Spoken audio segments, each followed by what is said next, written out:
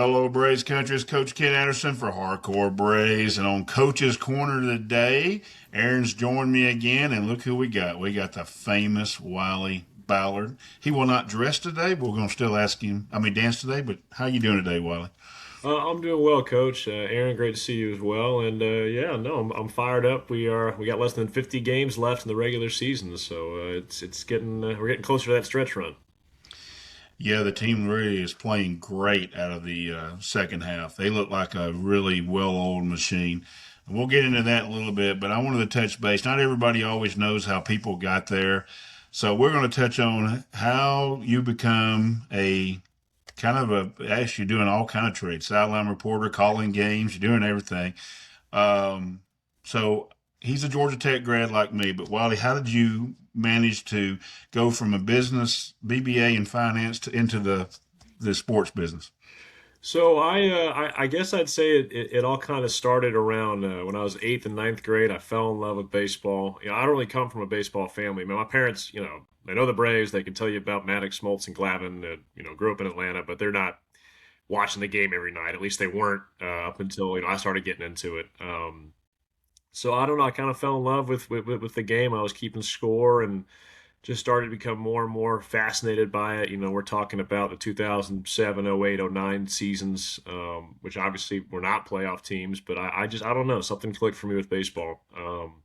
And I just wanted to learn as much as I could about it. And so started going to a lot of Georgia Tech baseball games when I was a freshman, sophomore in high school. I found out that the radio announcer for Georgia Tech baseball was a student, and so I had a chance to talk to him, and I asked, how did you get the job? How competitive was it, and all those things. And again, at that time, he basically said they are desperate to find anybody to call the games.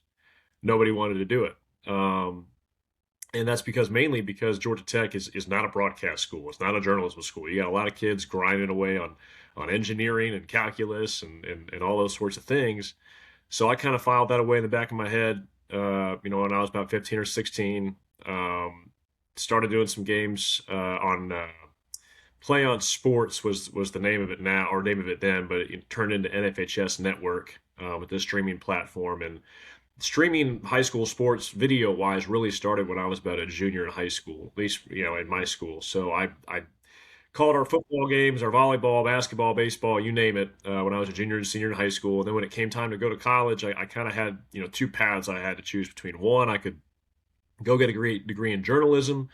I could, chase down some of the best schools, whether it be Syracuse or Northwestern or Maryland or, UGA's obviously got a terrific journalism program as well, so had a lot of different options. Or I could kind of, I guess, zig when, instead of zag and go to Georgia Tech and try and do something a little unconventional, where I knew I was going to have a chance to get on the air, but I wasn't going to have any, academic credentials or experiences necessarily. And for me, it kind of came down to two things. One, I spoke to a few people in the business who I got in touch with when I was a senior and said, hey, how would you value taking journalism classes and having a formal degree versus getting, just a bunch of reps? And they basically said, if you want to do play by play, if you want to be game broadcast specific, like you don't have interest in being a beat writer or being a news anchor or any of those things, then I think I would go get the reps. If you've got a broader interest in journalism as a whole, I think it makes sense to go get a journalism degree. And for me, I felt very confident at the time that I was 16. It was, I want to do play by play. I want to be a part of a game broadcast, or I'm probably going to do something else entirely. You know what I'm saying? Obviously that would be the goal, but if that didn't work out, I'm probably not going to do anything in journalism. So I chose Georgia Tech, and confirmed that was, the circumstances that I'd found out about when I was a freshman and sophomore were still the same, when I was applying. And so went there and showed up. I worked in the sports information office, worked in the at the student radio station, and picked a major off a sheet and said, all right, finance, we'll do that.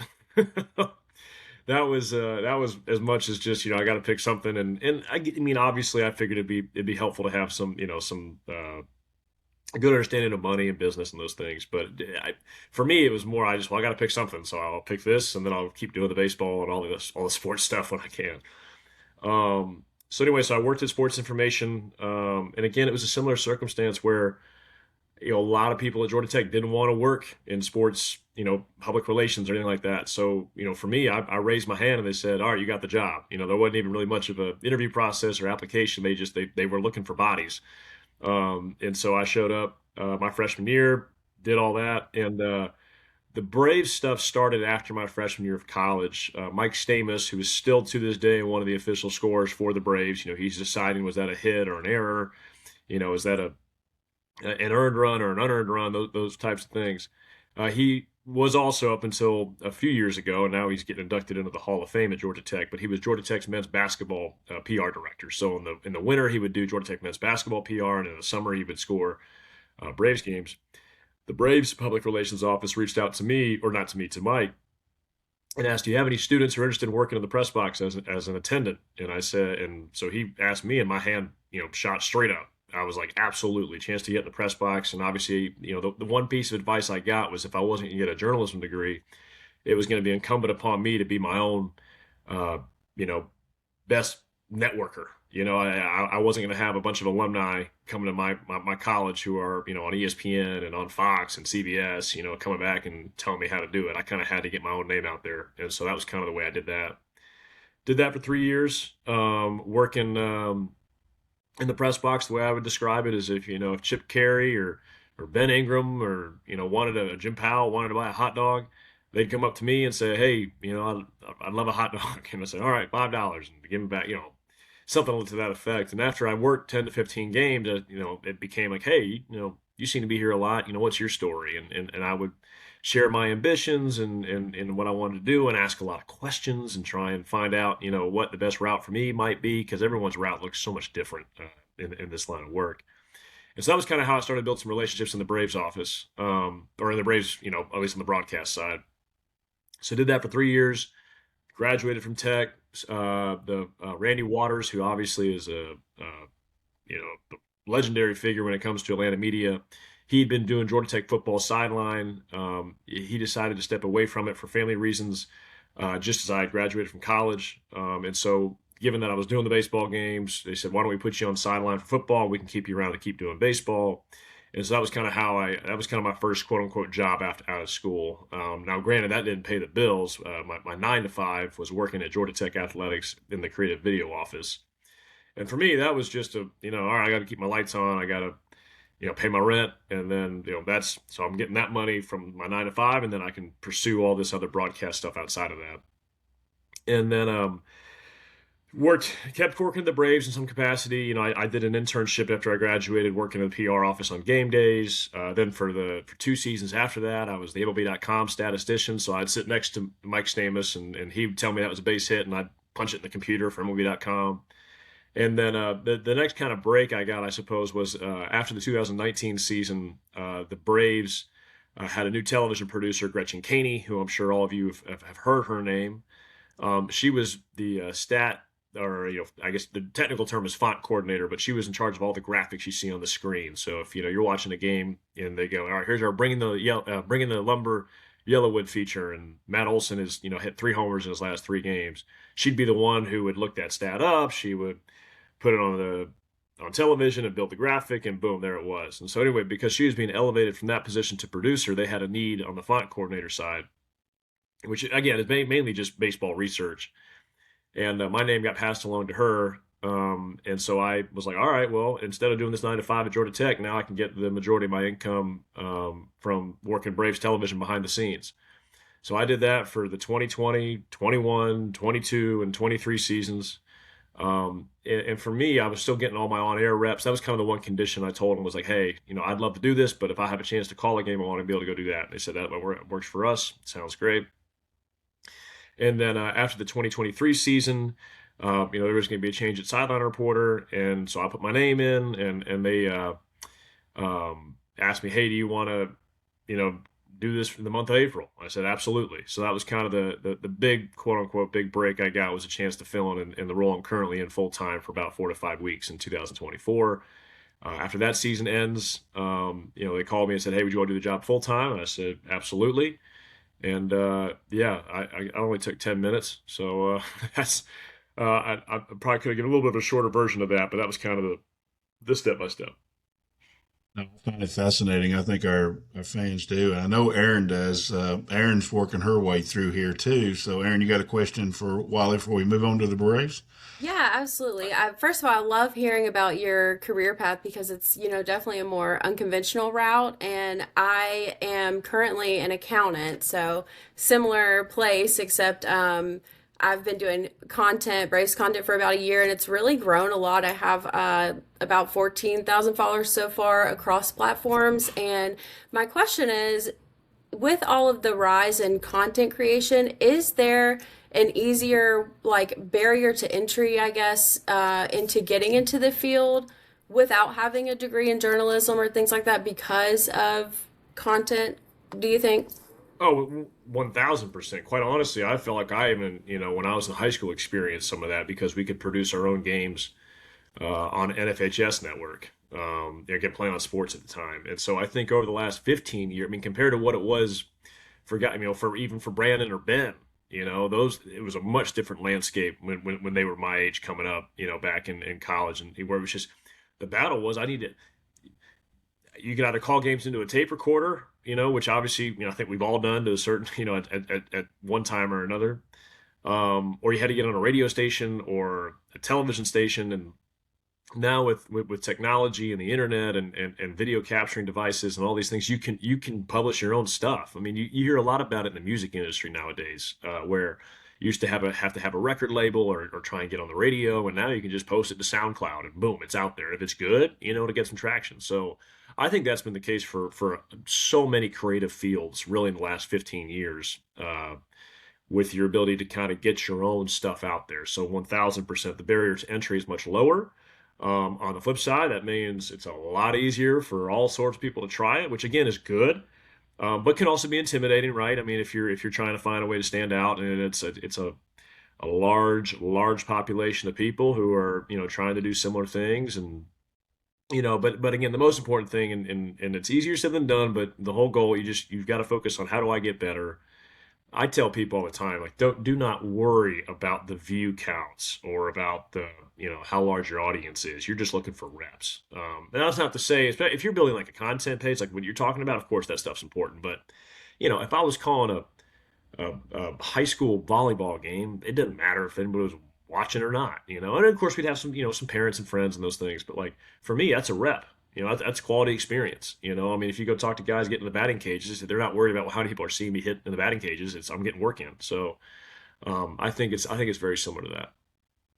Yeah, I do too. And when I sat down, how I got to do the podcast is I've been a 38-year season ticket holder, and I would be talking to whoever, Dave, Mark, all of them, Justin, when they all come through here, even the reporters, Kelsey, Kelly, and I was at the elevator one day. We're waiting for the media to go down, and I think Nancy was running the elevator. You know all the elevator people, and she was Oh yeah. running.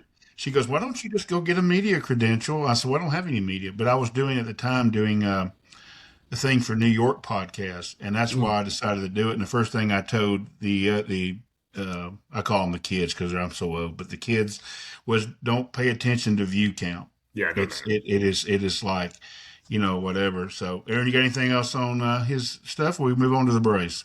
We can move on to the Braves. All right, let's go. So the Braves going into the season, I went on the podcast up in New York just before I started. I was doing work with them. I predicted the Braves against the Red Sox in the World Series. Now I wasn't crazy, and Red Sox have made me look a lot smarter lately because they're Holy like smokes. I mean, they were terrible. I sound like the biggest idiot in the world. Uh, but my question is, going into the season, I went on that podcast before the Schwellenbach news. And I thought this team that he had assembled, I love Dubon. I was always a big Dubon guy. I knew he was a glue guy. I thought we were going to have a chance to really be in the playoffs, and I thought we had a chance. So going into the season, how did you look at the team before all the news? And of course, and as the news broke, you kind of started, oh, we got to put this together. So I mean, definitely a playoff team. Uh, I don't think I don't know if there's anybody in the industry, at least certainly not very many, who thought this team wasn't going to be in the playoffs. Entering, I mean, I remember being in January, following the news, and the Mets have a week where they add all these pieces: Freddie Peralta, Luis Robert Jr. I'm forgetting others, but you're thinking that all of a sudden, are they the favorites of the National League East? And there were some people in the industry saying, yeah, 100%. That I mean, this is they're the best team in the National League East. And you knew the Phillies still had a ton of talent. So I thought, and again, we still got 2 months now. So I mean, I do think the Mets are done, but I don't think that's that outlandish a comment. But again, we'll see how it plays out. Um, but it like you said before spring training started, I thought playoff team and very much a contender to win the National League East. We'll see how it plays out. And obviously the injuries happen. Jurickson Profar suspended, and it's like, man, it just kind of feels like the pets' heads are falling off, the roof is caving in. What is happening? And I remember being down in spring training, talking to Walt, and it was just kind of like, all right, we're facing our adversity right out the gate. It's going to happen to every team. And for the Braves, it happened to them. And I remember, there were, look, I wouldn't say I wasn't the same. I think everybody's looking around and saying, we got to get some starting pitching. We got to get some starting pitching, man. We got, Schwellenbach's hurt. We don't know what Strider's going to be. Waldrop's hurt. If AJ Smith-Shawver's not coming back till July, they got to get some starting pitching. And lo and behold, there were people wanting Chris Bassett and people wanting Zach Littell and people looking for Giolito and all these names. And Braves kind of stood pat. We obviously know Littell has struggled in Washington. We know Giolito, has been on and off the injured list, and he has struggled. Bryce Elder's been phenomenal. Martin Perez has been phenomenal. And so I think you got to kind of get a tip of the cap for the Braves recognizing what they had in house, and it's a combination of what they had in house, but also I don't think they felt confident about what a lot of their options at that point in the offseason. You go back to November, different conversation, but I think they looked around and said, we believe in our internal options, and B, we don't know how great the other ones out there are right now. So they stood pat, pitched just spectacularly. April and May, offense obviously with a terrific start, and you're sitting there in June 1, thinking, all right, this is just gonna be another cruise to another division title, and then the bottom kind of falls out there for about 4 weeks, and the lead's down to 2 games, and you go into the All-Star break, and you got 17 games in 17 days, and the Phillies are feeling good, and all that stuff. And then obviously we see what's happened the last 2 weeks where you've gone 13-5 out of the break, and really built that lead back up to a place where you feel, confident that if nothing else, you get to the final couple weeks of the season, you're going to be in the mix. And hopefully the lead's where it's at now, and you can sort of, just, cruise into the first place spot in the division. So yeah, I know I jumped ahead from your parts of the season, forgive me, but playoff team going in, and in a lot of ways, like if you told me they were going to be, 23 games over 500 on August 5th, I would have said, all right, I buy that. Not sure I would have bought it the way they got there. But that's kind of the story of all great baseball seasons, is there's surprises you don't expect, and that's the reason you end up having a special year. Yeah, I think the first thing they did coming out of the break is they made sure they were a playoff team, because they were only like 3 games up on the last team to go into the wild card, and now they're like 11. So yeah, they've kind of done that. Erin, you got something? Yeah, I'm just thinking about, I know we're jumping ahead here, but the trade deadline, a lot of fans expressed their concern and disappointment. And in my own content, I tried to kind of find the optimism and, this is what we have, let's work with it kind of thing. And I do believe in this team like you do. But my question is, in the clubhouse, is there any does this affect them at all, or are they just business as usual? Yeah, well, I'm going to take 2 parts of that. One, I think the fans have a right to be disappointed. I mean, you add Tarek Skubal to the team, that'd be really good. That guy's back-to-back Cy Young Award winner. And I think he could really help you in the postseason. I do think, Ken, you made a really good point too. It felt like with the run the Braves went on in those 17 games, all right, solidified your playoff position. Again, I know it's not clinched. It would obviously take a pretty serious nosedive for them to fall out of it over the next couple of months. So they've still got to take care of business. It's not signed, sealed, and delivered. But you like where they're at. But I do think if you approach the trade deadline knowing that you need a length, right? Like a Tyler Mahle to me is a good solution for, okay, you need some length during the regular season to make sure you don't just burn the bullpen the next 2 months. But as far as playoff caliber starters, like you're looking for a starter that's going to help you win a series. You don't need a starter that's going to help, carry you into the playoffs. So to me, that's a pretty high bar for what you're trying to acquire. And I'm not saying it wasn't out there, but I don't think it was a situation where you sat there and said, well, we just, even if this guy helps us win 5 more games in the regular season, it'll be worth it. Again, I'm not saying that you don't want to do that, but to me, the focus is so much on October that you really, if you were going to make a big move, you wanted it to be one that was going to have an effect in a postseason series. And I don't think Alex felt like a deal they felt comfortable that was going to lead to that was out there. Is it again and again? I'm not saying anybody can't criticize or any of that, but Alex's job is to do what's in the best interest of the organization, both for the 2026 team and you're trying to win a World Series every year, but you want to win a World Series every year and you don't want to just have one crack at it, in 26. And again, you can disagree with the philosophy, but I think that if that's the philosophy, I think that was they tried to make the best decision with that in mind. As far as how it affects the clubhouse, Aaron, I thought this was really interesting last night. Grant Holmes, of course. Best start we'd seen from him in a while, 6 scoreless. And he talked about after the game, that he was asked, all right, when the dust settled and you guys only added the one starter in Malley, how did that kind of impact you? You said, honestly, like it kind of feels like you got people up in the front office who say, all right, we're good enough, we can do this. They're putting their faith in me. So as much as you can sit there and say, okay, there's they didn't acquire the big starting pitcher they wanted. I think for Grant and for a lot of the guys in that rotation, they kind of look around and say, okay, like they think we're good enough, and again, it's not Grant Holmes obviously believes he's good enough. Internally, the starting pitchers know what they're capable of. They've all done it at some point or another this season.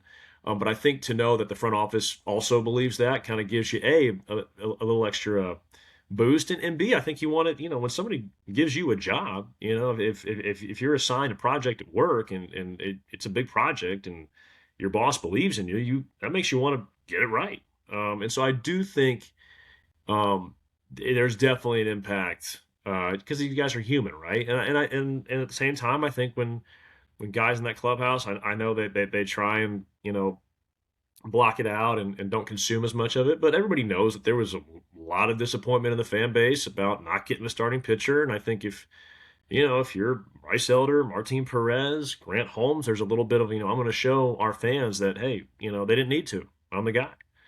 And again, we'll see how it all plays out. I think that's the other thing that Alex mentioned multiple times the last few days is like, this isn't a draft. We're not going to know if it worked in 5 years from now. We're going to know if this was good or bad in the next 2.5, 3 months. So we're going to get answers. And I think the philosophy inside any professional sports organization is trying to control the noise when you make a decision. It kind of feels like wasted effort because if the decision is good, then that noise at the beginning when you made it doesn't matter. And if the decision was bad, well, it was bad, but it just trying to anticipate what's going to happen and try and control what people think is going to happen just kind of seems to me like a fruitless exercise.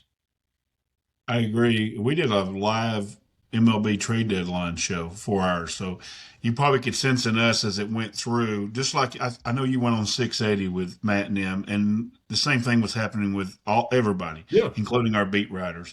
But I told the group, take 24 hours to vent, do what you got to do, and then we get to the ball game tomorrow, we got to move on. Same thing I had in coaching. We lost a big game. Yep.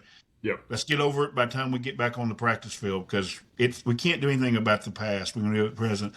I do think Tyler Molly also feels good about the Braves having faith in him coming into this. Oh, and yeah. I think that's something we didn't take into account is that the team might have said, okay, Alex thinks we're good enough. Let's go win that thing.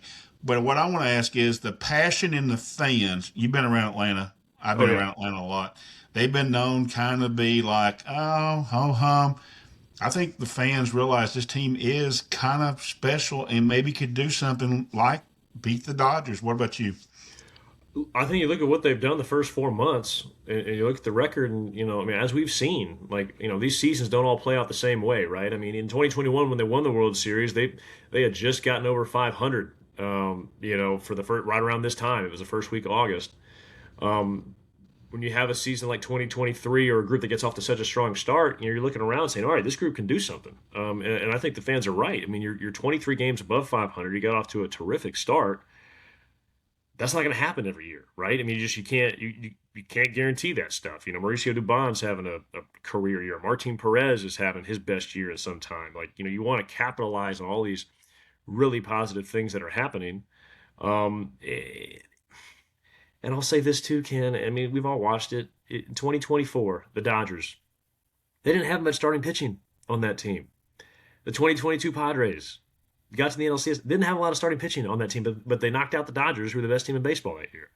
2021 Braves. I mean, I'm not, again, Max Fried, dude, 1,000%, kind of like Chris Sale. Ian Anderson, I had a phenomenal postseason, and I think you go back and look at his season, and it wasn't as if he looked like he was going to be that guy in October. And so, who's to say there's not somebody else on the staff who could have a really special October?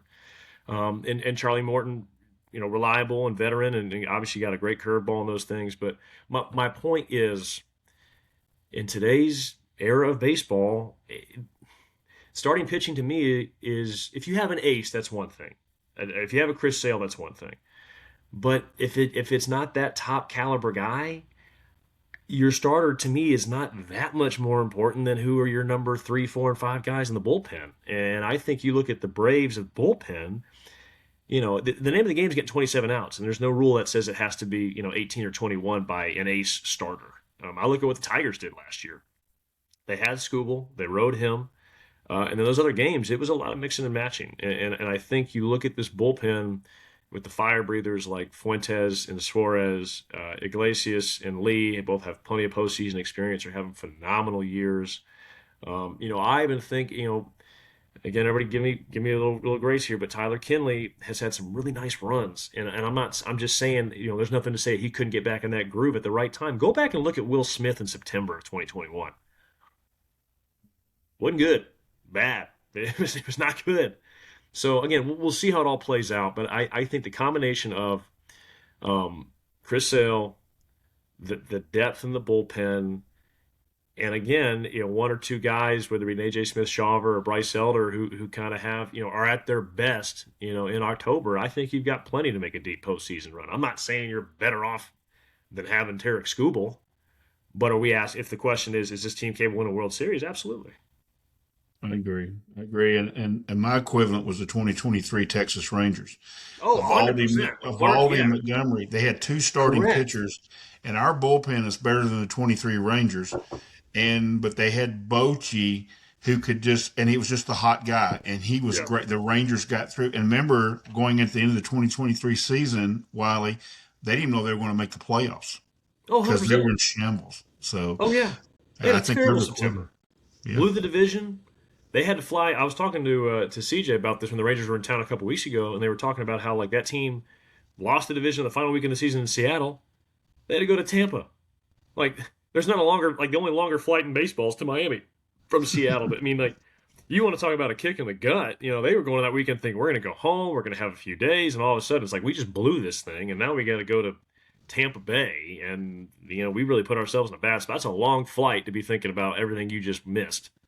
Or opportunities you wasted, and they wanted to win the World Series. So, again, the name of the game: get in the postseason. And like I said, we're gonna find out. If we look back at this team and you see them in the division series and they lose the game because of their starting pitching, or lose the series because of that, then you can say, yeah, okay, this is not the deadline the Braves needed. But if I go back to 2023, and I think nobody would have thought you were going to lose that series because you didn't hit. You hit the whole year, So I mean, postseason baseball it's so entertaining. It's great television, but it can be maddening trying to anticipate what's going to happen. You just kind of got to let it play out and see what happens. Yeah, I agree, and I was thinking exactly the same thing you were about the bullpen and how without an ace, the rest of the starters are just the equivalent to that. I wanted to kind of pivot for a second because I know that the Braves launched Braves Vision this year, and I kind of wanted to get some insight on what that transition was like for you, and if there's kind of any new developments with Braves Vision that you could possibly tell us about. Well, I smile when I get asked this question because the short answer is it was a ton of work, just an extraordinary amount of work, except I didn't have to do any of that work. So for me, I get a lot. Gretchen Caney, Derek Schiller, Jeff Cravens. I mean, just the amount of people who just. I mean, it must have felt like they were trying to rearrange the pyramids, man. And I knew what was happening. I was like, anything I can do? Like, no, no, no, just sit tight. I was like, all right, cool, good luck. So yeah, it was a. I mean, Herculean doesn't even do it justice. What they were asked to do and the amount of time they had to do it, in my opinion, very impressive. And I know it has not been 1,000% smooth. And again, I mean, the reality is they are building the track as the train is speeding down it. And so I'm really excited when we get through the season. Think about this off season, is going to be longer than the time they had to launch the network. So the amount of things they're going to be able to add and mix, and I do feel confident that you haven't seen a whole lot of it this year just by virtue of baseball. You play every game, and we got to get the games on the air. But I do think there'll be much more content um, that's not just game programming. Whether it be retrospectives on past teams, or maybe it's you know day in the life of so and so, or how does the major league draft work, or how does the what's the trade deadline like, all these types of things. I think there's gonna be a ton of content. I think that you'll see more of in the off season, and I'm really excited to see what this network looks like come April, May of 2027, when you feel like you kind of have a full, um, I guess, what's the analogy I'm looking for? A fully set table of different things you can try and watch and consume. I agree, and if they ever want a podcast to come on Braves Vision, we'll take a run at it. So Noted, we don't noted. mind. I mean, I'll tell Derek when he walks through. I'll tell him Yeah, yeah, that. yeah. So kind of on the same thing. We're not going to get off the Braves, folks, but I'm kind of interested in his thing. So you were sideline reporter with Jeff Collins. Do you have Jeff? Yes. Okay, So so we had Jeff yeah. Collins, Walt Weiss, Brian Snicker. Can you tell me how you navigate through three totally different personalities? And anybody around Atlanta knows they are hugely different. They all were really competitive, want to win, but personality wise, how did you navigate through Jeff Collins, Brian Snicker, Walt Weiss? Well, I think it's like any work environment where you're working with people, right? You kind of want to find what do we have in common. How and for me, like the amount of pressure and stress that comes with being a head college football coach, especially in the South, or being the manager of a major league team, is just so extraordinary. And the amount of stuff that you are asked to deal with, the amount of things that are on your plate, it can be overwhelming. So my goal was always, when it comes to wins and losses, which are their primary concern, what happens with me just doesn't dictate that really at all, right? So I think there's a recognition and appreciation of if I share that, hey, I'm aware that like your job's to win, and this interview, this halftime question is not really aimed at that goal. It's still important, and one of the reasons that they're compensated and that there's so much money in the sports industry is because a lot of people care. And so I think it's important to do that media availability and share your thoughts and share, defend your decisions. I think it's very, very important. I'm not trying to say it's not important, but they're thinking 24, 25 hours a day. I got to win, got to win, got to win, got to win. I want to be as efficient as possible, I guess, is the answer, because there's so many demands on their time. And again, I'm not the most important. I'm probably not even in the 10 most important things they're doing that day. And so I think if I kind of lead with like, hey, I want to make this as efficient and painless as possible. I'm going to ask the questions I have to ask, and I'm going to be direct. I'm going to be quick, and I'm not going to waste your time. So I think that regardless of personality, is something that anybody in those roles really appreciates. So that's kind of where I start, and then I think again it goes back to relationships. I mean, I think like obviously I know the Coach Collins era at Georgia Tech was not as successful as any of us wanted it to be, but there was still a chance to have conversations outside of football. Asking Coach Collins about his daughter, or moving to a new house or school, or how's that going, or how's your family, what are you gonna, all that type of stuff. And the same thing with Snit. I mean, my goodness, Snit wanted nothing more than, and again, I want to win and talk baseball and all those things. But God, he would just light up when you ask about his grandkids. And those guys just get at baseball's their whole life, every day, every hour. And so a chance to, and that goes for players too, by the way. Like, I mean, before I was doing the Austin Riley walk off last night, we had a little time waiting for it to come back from commercial break, and I was saying, all right, like, what'd you do yesterday? Oh, played some golf. How'd you shoot them? Oh, you had a great back nine night. Just I think that goes a long way. As far as just A, it's not baseball. They get a break from that, and B, I think there's an implied understanding from me saying, hey, I know you get asked to do a lot. I know you're more than a baseball player. I know, like, I think that goes along. And again, I think you do that in any office, right? I mean, if you're Aaron, I know you're an accountant. Like, you don't want to just be talking about balance sheets and depreciation the whole time. How was your weekend? Where did you see that game, or did you have you seen the Odyssey, or stuff like that. So I think that's kind of how you do it. Like Walt, for instance, like talking about his sons, and he lives in Colorado in the off season, and I ski a ton. So we'll talk a lot about the winters, out west, and some of the fun experiences he's had, and those types of things. So I think that to me kind of communicates from where I sit that, hey, like, I know that there's a lot going on in your life, and to me builds more of a human rapport, which I hope and I do believe comes through in the interviews. That we're talking about baseball right now, but we're really just there's a relationship there, and this isn't purely transactional of tell me how'd you hit the curveball. I agree, and I tell people this: how do you have so much access, like, to the player? Because I talk to the player. I don't think I've ever asked one of our players about baseball. Yeah. I mean, because I was a coach, you got more out of me if you talked to me about my family, Yeah. Georgia Tech, things like that going on. So I totally agree, and I think people get more access, and that's why on our show here we try to do more, even to the side stuff. So, Aaron, you got anything else as far as that, or are you ready to move on to the season? No, I just wanted to quickly resonate on that. I covered the Atlanta 400 Club Scala earlier this year, Yeah. and I did kind of the same thing with Snit. I mean, obviously, that whole thing was honoring his career, but when I talked to him, I didn't talk to him about baseball. Like, I met his grandkids, and we had a nice conversation. And you're right, it does go a long way. And it's, you forget sometimes that baseball is not their whole life. Yeah, I mean, Dylan Lee, he lives up here in Cleveland. I live in Chattanooga, by the way, now Wiley, and all he talks about is the fishing up here. Oh my God, Fishing's he really loves he good up loves it. here. He loves it. So real quick, it's talking about the way they attack. AA said something that was interesting to me. He thinks Walt is made to coach this kind of roster he's put together because he's really quick about knowing how to make. I watched him last night.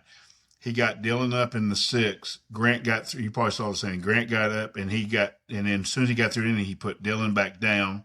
As soon as there were two outs, Dylan gets up and starts lightly throwing. I said he's going to send him out there, and as long as he doesn't give a runner up, he may let him see how far he can go. He did say last night, I guess he was going to give him the first two batters and then go. But what do you think about that? Is Walt made to coach this kind of roster in the postseason?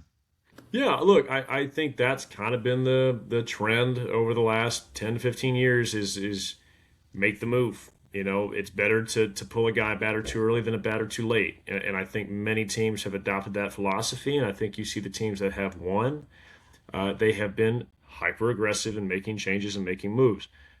Now, obviously, the important part of that is, you can't just make a move and bring in a guy who's no good, right? I mean, that's where I think Walt, his style, his preferences to do that, and I think Alex has constructed a roster, particularly a bullpen, that style will work because of the quality you have in the bullpen. And I think there's a creativity that comes with Walt. I mean, I think you saw it at the very start of the season, with having Matt and Baldy back to back, left on left, and or left and left, back to back in the order. And there's a lot of teams saying, "Oh, we're not doing that. The platoon doesn't make sense." And I think Walt kind of looked at it and said, "Look, like, yeah, they're two lefties. They're also like two of the best hitters in the sport, man. Left, right. I don't care if the guy's throwing between his legs. Like, they're gonna hit it. And so I think, and then having Ozzie behind him and with a three batter minimum rule, it's like, all right, you want to go get your lefty for Matt and Baldwin. Well, just know if you don't take care of business or if there's nobody out, like you're also going to be facing one of the baddest dudes against left-handed pitching in the league, and Ozzie Albies.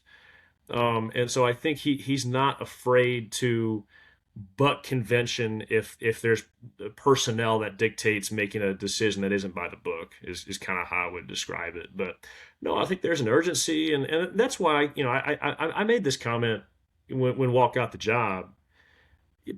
Everyone, I think there was a lot of, oh, this is going to be Snit 2.0. And I think, while Walt and Snit have both devoted their lives to the game, they've both been eminently successful in the roles they've been in.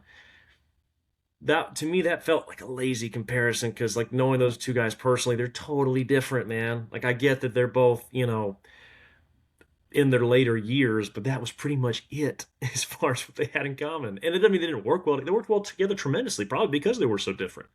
But I kind of, I won't say chuckled, but I did find it interesting that there were so many people who just thought it was an uninventive status quo type of decision from Alex and his group to give Walt that job because it just they're entirely different people and different managing styles, not just strategically but personality wise. Yeah, I told people when they got the job, me and Greg Payne, who coached McCauley to a state championship up here, and I come up here to Boyd, we were on the same staff, two totally different personalities, really good friends. We're still friends to this day. It has nothing to do with he coached his style, I coached my style. So I totally agree. I didn't understand that either. Like Walt's going to manage, but both of them are very successful. You have to manage your style. You have to coach your style. So Erin, you got something? Yeah, so going with the coaches theme, Jeremy Hefner, in my opinion, is one of the best or pitching coaches in the league. Now with this new acquisition, Tyler Mahle, do we think that Jeremy Hefner can play a huge role in getting him back to a place that he was even a couple of years ago? Yeah, I think so. Look, I mean, Tyler's been pitching pretty well lately too. I mean, Yeah. he got off to a rough start. Wasn't fully healthy. Velocity's been back up. The results have been good. And again, you kind of got to read between the lines, because nobody wants to give away, trade secrets necessarily. But I got the impression they think he can attack righties much differently than the way he was attacking them in San Francisco. And so to me, it's pitch mix. That's what they talked about. So that's one thing I'll be paying attention to his first few times out is, okay, if I compare how he, his pitch mix against right-handed hitters, in his last 10 starts in San Francisco, how does that compare to his first 5 in Atlanta? Is he relying on a four-seam fastball more often? Victor Madero's kind of had a similar story of, and he's like, when I got here, they said, throw my four-seamer to Rice. I said, all right, do it. And that was a big change for him. So I think, and we see that across the game, right? I mean, I think that's one of the easiest things to kind of track is like, all right, you have a pitcher move. How has their game plan of attacking hitters changed in the move? And you can kind of get an insight into why the team might have liked them, what they saw with the upside and all those things. So to me, that's always a fun thing to try and track from the outside is trying to see, okay, what did the Braves like about Tyler Mahle and how has he changed his approach once he got here? Yeah, I agree. They gave him a nice, easy landing spot in Yankee Stadium for his first start. Yeah, those guys can't hit. Let's go to Yankee Stadium. You can do this. Yeah. All right. So I already went out on the limb. I don't want you to make a prediction because in your business, it's a lot easier for me to make a prediction. I got Red Sox Braves. I'm gonna stick with it. But just overall in baseball, what teams have you liked going down the stretch here in the postseason? Who do you think through the trade deadline? Who now everybody's got their team? Who do you think are the teams? Yeah, this is going to be a tough road here. They got to go a long way. Yeah, I mean, look, the Dodgers are that's the answer, right? I mean, they have a phenomenal pitching staff. The question is, are they going to be healthy? We're 2 months away, and that to me has really been the big story with what they've done is they have such an embarrassment of riches that they can afford to put Cy Young Award winners on the shelf and say, all right, just make sure when we ask for you, on September 28th, you're ready to go, So I think, look, they're 2-time defending champs. They've got, an extraordinarily talented roster. They're going to be an obstacle for anybody who is in their path. So they jump off the page to me. The Padres was interesting. I thought CJ made a good point, on X a couple of days ago about how like they do this, they win the trade deadline almost every time, but it hadn't yielded as much results as you'd expect. or as you would hope, I should say, maybe not expect, but if you're a Padres fan, you would hope.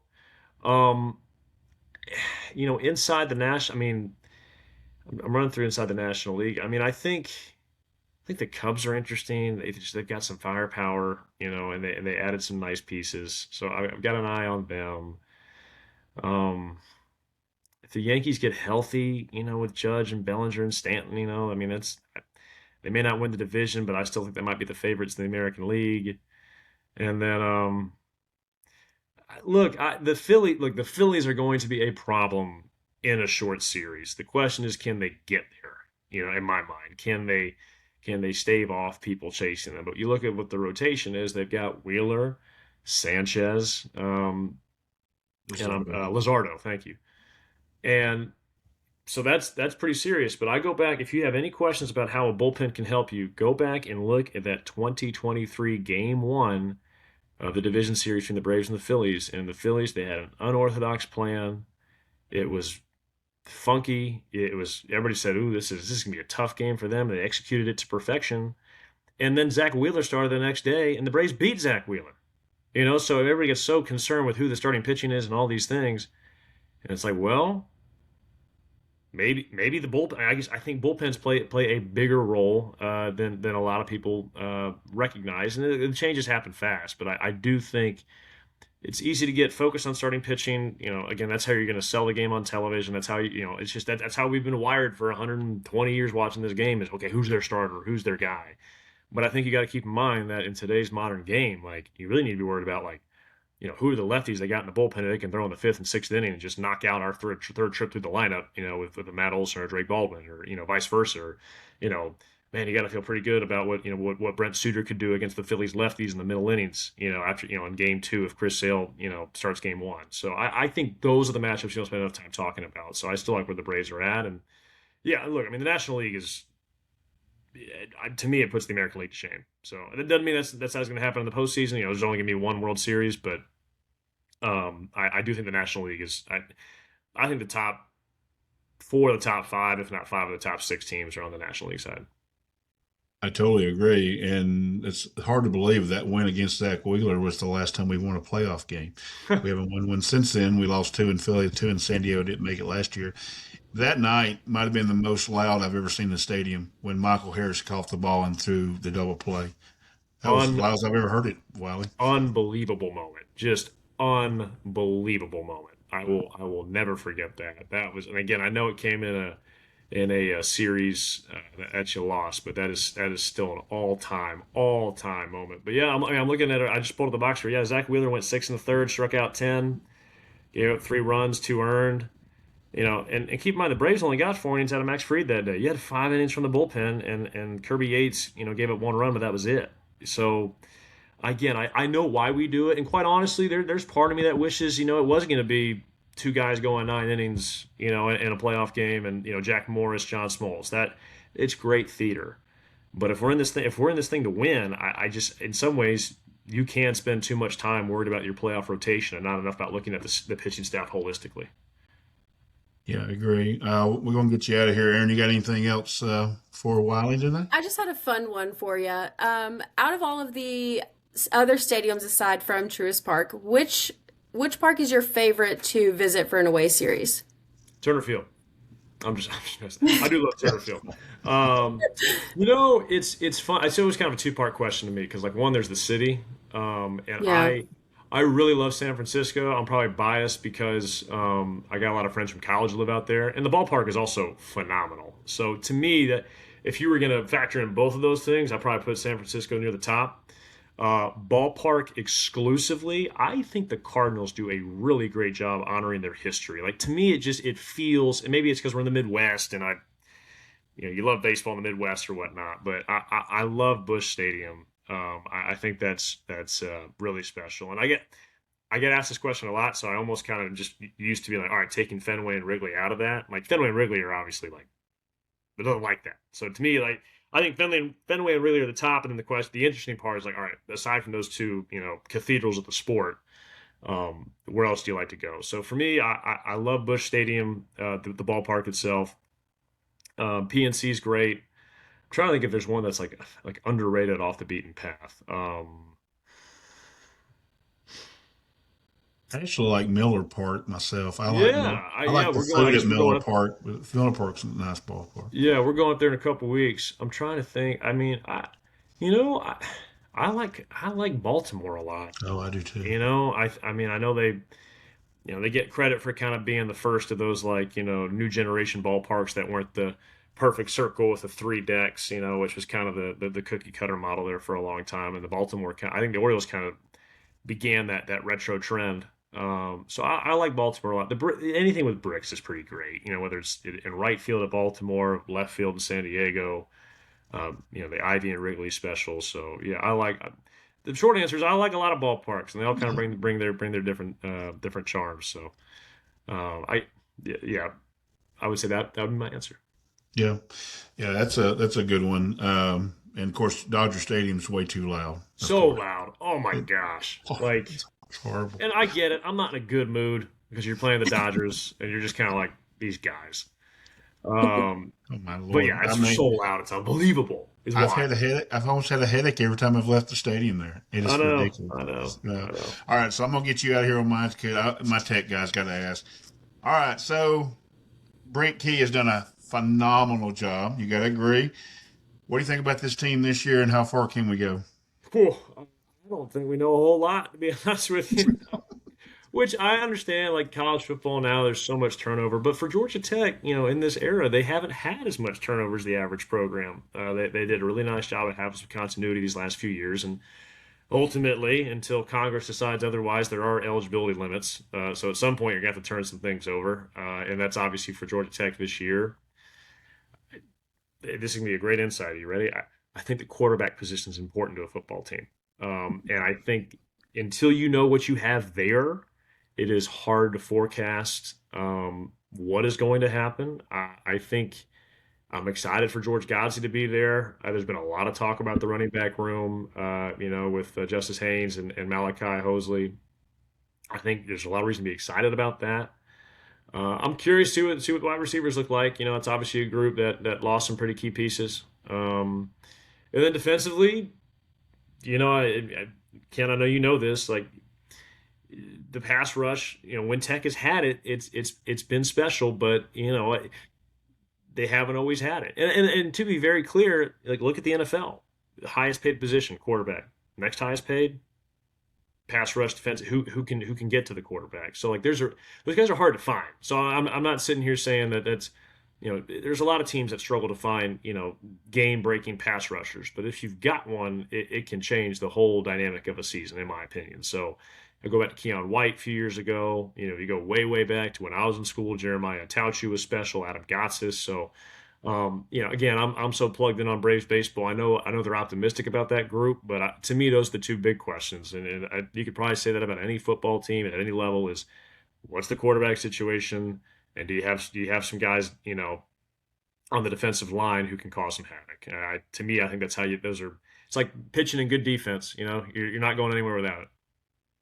Yeah, I talked to Kelly and Alex and all the ones, even Jackson, and they said this team could go as much as 9 wins and down to 6 wins. Really depends on nothing, no pressure, Alberto Mendoza, but it's really on Yeah. you. So Yeah. we'll see. Well, we appreciate you coming by. Y'all know where to find him. Braves Vision. He's all over the place. He's on 680. He jumps everything. You're still doing tech stuff a little bit, aren't you? You still do Yeah, tech so stuff? I'm still involved on the basketball, some of the basketball digital telecasts, on ESPN.com, and I'll do some volleyball and some of the quote unquote Olympic sports. But football, I'm in the seats. I'm in the West stands and sitting with my old man, and it's really special. So I can't wait for September 3rd. Fortunately, that's an off day, so I can squeeze that in, and we'll be good to go. Night game. I like it. Yeah, man. I love when we play at night. All right, we get you out of here. Braves country, we love you. Remember where to find Wiley and support our Braves. Season's not over. We're 23 games over 500, and we're going to win the division and have a chance. All right, we love you, Braves country. Out of here. Peace. You know what, boys? You guys are going to be world champions for the rest of your life.